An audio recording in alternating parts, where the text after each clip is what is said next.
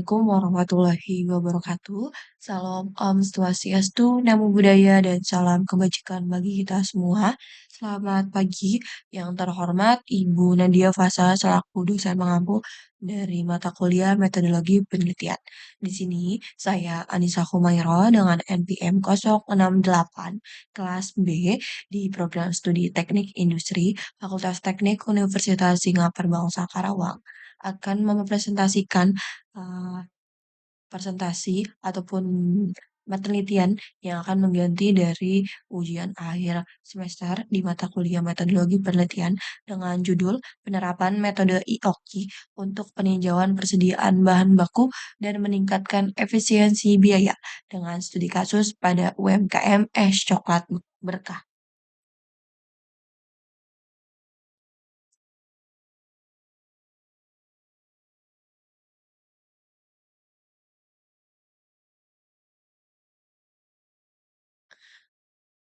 Baik, di sini ada latar belakang atau yang membelakangi saya memilih UMKM ataupun penelitian ini, di mana di sektor industri makanan Indonesia mengalami pertumbuhan yang signifikan, tercermin dari peningkatnya konsumsi masyarakat terhadap produk pangan.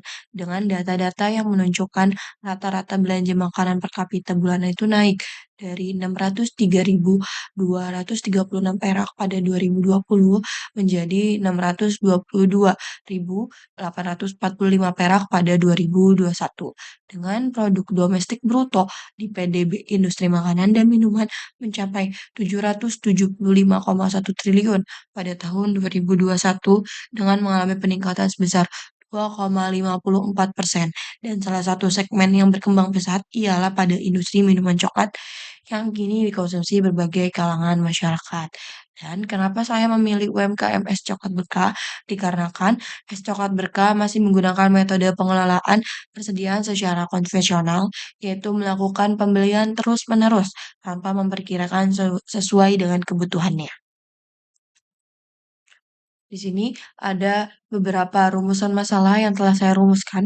Yang pertama, itu berapa jumlah pemesanan optimal dengan metode IOKI untuk meminimalkan biaya. Lalu yang kedua, kapan waktu pemesanan ulang menggunakan ROP dan berapa safety stocknya yang diperlukan. Lalu yang ketiga itu ada berapa besar penghematan biaya dengan metode IOKI dengan versus konvensional. Di sini saya akan menunjukkan perbandingan apakah metode Iwaki ini lebih optimal dibanding dengan perhitungan konvensional yang saat ini sedang digunakan oleh UMKM Es Coklat Berkah. Lalu tujuan dan manfaatnya itu adalah yang pertama itu untuk menerapkan metode IOKI untuk meningkatkan efisiensi biaya persediaan dengan khususnya itu untuk menghitung IOKI optimal, yang kedua menentukan ROP dan safety stock, yang ketiga itu menganalisis penghematan biaya. Dan di sini ada asumsi awal dan batasan masalahnya, yang untuk asumsi itu adalah bahwasannya permintaan bahan baku dan lead time pengiriman bersifat relatif konstan atau tidak adanya fluktuatif. Lalu yang kedua itu adalah dapat diprediksi berdasarkan data historis. Lalu untuk batasan masalah atau apa saja yang membatasi saya, yang pertama itu adalah metode di mana metode yang saya gunakan hanya IOKI, ROP, dan safety stock. Lalu yang kedua itu ada ruang lingkup biayanya, bahwasannya biaya yang saya gunakan itu biaya pemesanan dan penyimpanan. Di sini ada state of the art, di mana state of the art pada laporan itu terdapat 10 jurnal lebih. Tetapi di sini saya akan mempresentasikan satu jurnal yang menurut saya paling relevan dengan metode ataupun penelitian saya. Di mana state of the art merupakan berisi tentang penelitian mengenai manajemen persediaan dan penerapan metode IOKI pada UMKM di uh, kalangan pada 5 tahun terakhir dengan tren integrasi teknologi digital yang kuat dan telah mengalami perkembangan signifikan. Dan penelitian yang saya anggap relevan itu ada pada penelitian Malinda dan kawan-kawan pada tahun 2025 yang mendemonstrasikan bahwasannya metode IOKI dapat menghasilkan order size optimal di 136,38 pieces dengan frekuensi 24 kali per tahun. Dan di sini ada gap penelitiannya, ada 4 sektor gap. Yang pertama itu metodologi, industri, geografis, dan output. Gap di metodologi adalah fokus pada metode klasik, lalu gap di industri itu adalah belum adanya studi spesifik pada UMKM minuman coklat, lalu gap pada geografis itu adalah kontribusi empiris untuk konteks UMKM di Karawang, lalu gap di terakhir itu ada di output di mana nanti gapnya ada di penghematan biaya eksplisif dalam satuan rupiah. Di sini ada landasan teori di mana pada di sini ada fokus di ekonomi order quantity atau ekonomi. Oke, pada Yoki sendiri merupakan model matematis fundamental dalam manajemen persediaan yang bertujuan menentukan jumlah pemesanan optimal untuk meminimalkan total biaya persediaan. Dan model ini pertama kali dikembangkan oleh Ford W. Harris pada tahun 1913 dan terus menjadi cornerstone dalam inventory management yang mencari keseimbangan optimal antara biaya pemesanan dan biaya penyimpanan. Di sini sejalan dengan penelitian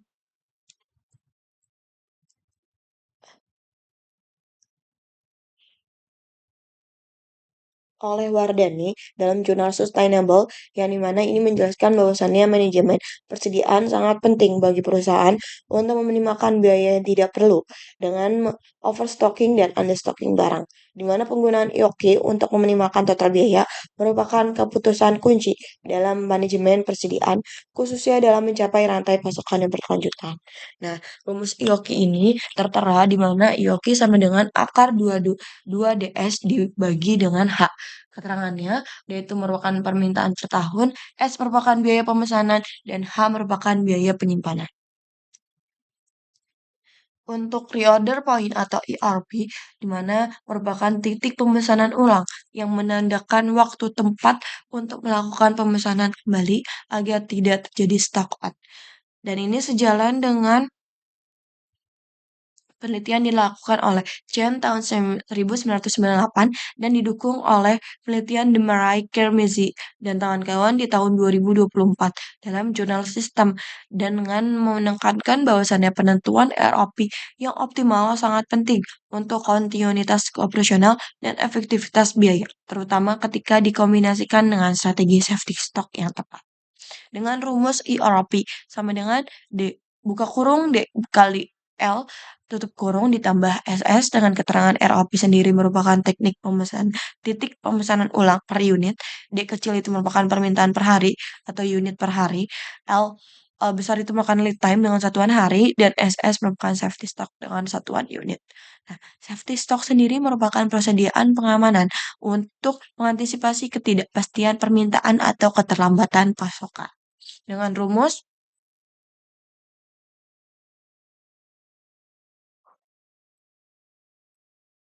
buka kurung pemakaian maksimal dikali lead time maksimal, tutup kurung dikurang pembukaan rata-rata dikali lead time rata-rata dengan keterangan SS safety stock per unit.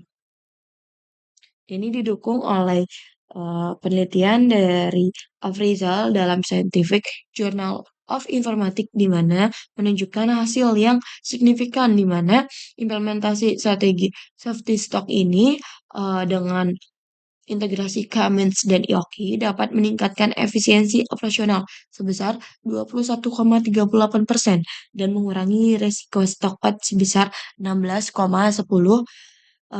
pada UKM sektor percetakan. Jadi penggabungan dari ROP, point dan safety stock itu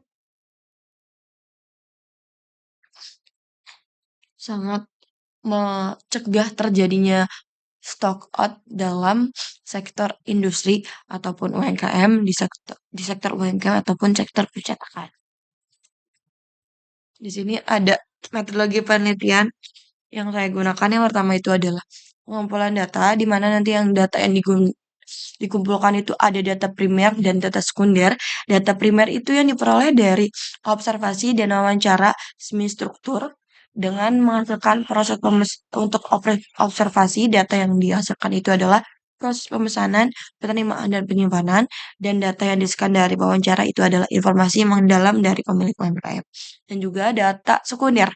Data sekunder ini didapatkan dari dokumentasi catatan dan arsip yang tersedia di UMKM atau data historis dan catatan biaya. Lalu pengolahan data yang pertama itu adalah saya akan mengidentifikasi variabel DSHLD, di mana tadi sudah disebutkan bahwasannya D itu merupakan yaitu merupakan permintaan tahunan, S merupakan biaya pemesanan, H itu merupakan biaya penyimpanan, dan D kecil itu merupakan permintaan harian atau tingkat permintaan harian, dan kalau besar itu makan lead time. Lalu yang kedua saya akan mentabulasi dasarnya menggunakan tabel yang sistematis. Lalu yang ketiga itu saya akan memperhitungkan konvensional dengan kondisi existing UMKM sekarang. Lalu yang keempat itu adalah perhitungan IOKI. Lalu yang kelima itu ada perhitungan frekuensi. Yang keenam itu ada perhitungan safety stock. Yang ketujuh itu akan ada perhitungan ROP. Lalu yang kedelapan itu akan ada perhitungan TIC-IOKI. Lalu yang kesembilan itu adalah perhitungan efisiensi dengan rumus formula seperti tertera. Kenapa saya akan menghitungkan perhitungan efisiensi? Karena saya akan membandingkan seberapa efisien menggunakan perhitungan IOKI dibanding dengan perhitungan konvensional yang saat ini sudah digunakan oleh UMKM es coklat berkah. Lalu di sini akan ada tahap alur penelitian ataupun langkah-langkah yang akan saya gunakan. Yang pertama itu akan ada kerangka berpikir, di mana di tahap ini saya akan mengidentifikasi masalah. Lalu yang kedua itu akan saya samakan visi misi ataupun tujuan yang digunakan oleh UMKM tersebut. Lalu yang ketiga akan saya cari metode apa dan solusi yang tepat. Lalu yang keempat itu akan saya perhitungkan. Lalu yang kelima itu akan saya implementasikan modelnya. Lalu yang terakhir itu kan ada evaluasi apakah model tersebut cocok atau tidak. Lalu yang kedua itu akan ada parameter penelitian di mana saya menggunakan optimasi IOKI, IROP, SS untuk efisiensi biaya. Lalu yang ketiga itu ada teknik pengumpulan data, di mana di sini akan saya lakukan observasi, wawancara, dan dokumentasi. Lalu yang keempat itu adalah teknik pengolahan data, di mana di sini akan ada perhitungan konvensional IOKI, IROP, dan SS. Efisiensi. Lalu yang kelima itu akan ada implementasi model, di mana ini akan ada penerapan dari IOKI untuk kuantitas eh, optimasi dan penghematan biaya, lalu yang terakhir akan ada kesimpulan dan hasil.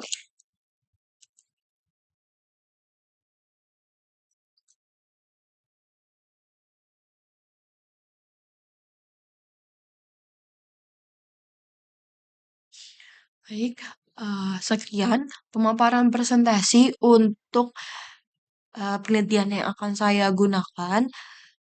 Jikalau ada salah kata dan salah perbuatan, saya memohon maaf dan terima kasih atas Ibu Nadia Fasa yang telah menyimak dari presentasi saya dalam pengganti dari ujian akhir semester di mata kuliah metodologi penelitian. Wabillahi taufiq walhidayah. Wassalamualaikum warahmatullahi wabarakatuh. Terima kasih.